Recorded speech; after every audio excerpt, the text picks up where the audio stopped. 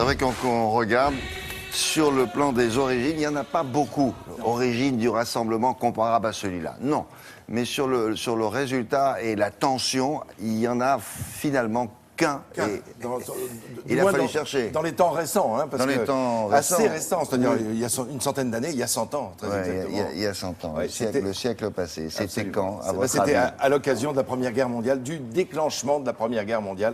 Voilà la première fois où l'on entend parler de ces deux mots mis bout à coller. Union sacrée. Deux mots dont on entend parler aujourd'hui, que l'on voit dans la presse quotidienne, hebdomadaire. Union sacrée, ces deux mots existent depuis cette année-là, depuis que le président de la République a décidé de prendre la parole. Alors, qu'est-ce qui s'est passé? On se souvient, la fin du mois de juin 1914, c'est l'attentat de Sarajevo.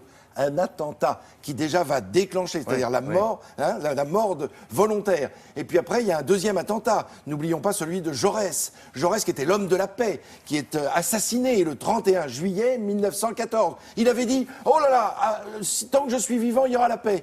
Et voilà, c'est un homme, le si bien et si mal nommé Raoul Villain, qui vient l'assassiner là au Café du Croissant. Et à ce moment-là, tout bascule. Là, tout va basculer puisqu'on est le 31 juillet.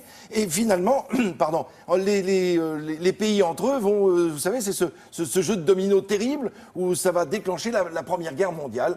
Et alors, que se passe-t-il? À ce moment-là, cette guerre qui n'a pas été voulue par certains partis politiques français, qui disaient non, on est contre la guerre, notamment le Parti socialiste, notamment la CGT, et qui même faisaient des manifestations anti-militaristes.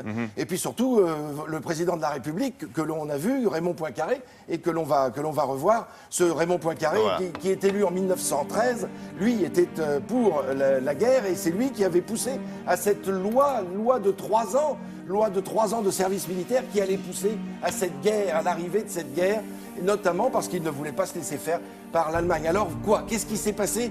Vous savez que l'Allemagne déclare la guerre à la France le 3 août, et dès le lendemain, Raymond Poincaré envoie un message aux deux assemblées en disant voilà, la France sera héroïquement défendue par tous ses fils, dont rien ne brisera devant l'ennemi l'union sacrée. Les deux mots sont dits ce 4 août 1914, et on le voit dans la rue. Alors évidemment, il y a le départ de ces soldats. Ah oui, ça coïncide avec le départ Exactement. des soldats. Alors c'est pour ça qu'on se rassemble, on se réunit, non seulement dans les villages, il dans faut les villes, une haie. Presque une haie d'honneur pour le départ des fils. Et vous savez, c'est ce fameux départ avec la fleur au fusil ou le drapeau bleu, blanc, rouge que l'on voit là sur les fusils. On accompagne son père, son fils, son oncle pour partir à la guerre, et on se dit voilà, on est au mois d'août, on part au moment des moissons, et c'est certain, on sera de retour pour les vendanges, c'est-à-dire au mois de septembre, octobre, novembre. Eh bien non, on connaît la suite. Mais là, c'est-à-dire que ce jour-là, il y a cette union dont nous parlions hier. Alors elle est dans la rue, comme on l'a vu il y a 2 jours, mais elle est aussi parmi les partis politiques. C'est-à-dire tout le monde ne parle plus que d'une seule voix en disant oui, on part à la guerre. Et le premier remaniement ministériel a lieu le 26 août 1914, et l'extrême gauche rentre dans le gouvernement. Il y a une union nationale politique, il y a une union sacrée religieuse aussi, puisque toutes les obédiences et toutes les confessions, bien sûr, sont représentées. Et voilà que dans la rue, évidemment, là encore, c'est une vraie volonté de soutenir. D'abord, c'est un soutien avant tout. Mais voilà, ça va durer jusqu'en 1919, c'est-à-dire au lendemain de la guerre. Et c'est la question qu'on se pose aujourd'hui. Ah oui, on voit là, c'était sur les grands... Oh là là. Oui, oui. Alors là, c'est à Paris, mais on voit bien qu'il y a une vraie volonté de oui, alors même si les motifs ne sont pas tout à fait les mêmes, même si ça n'a pas conduit à exactement la même chose, il y a quelque chose de comparable. C'était la seule fois. L'émotivité, déjà, est là. Et c'est la première fois qu'on parlait d'union de tous les... Et ce double terme, union sacrée, on en parle aujourd'hui, 100 ans plus tard. On le voit dans les journaux, on nous parle de cette union sacrée. Combien de temps ça va tenir, nous demandent les journalistes.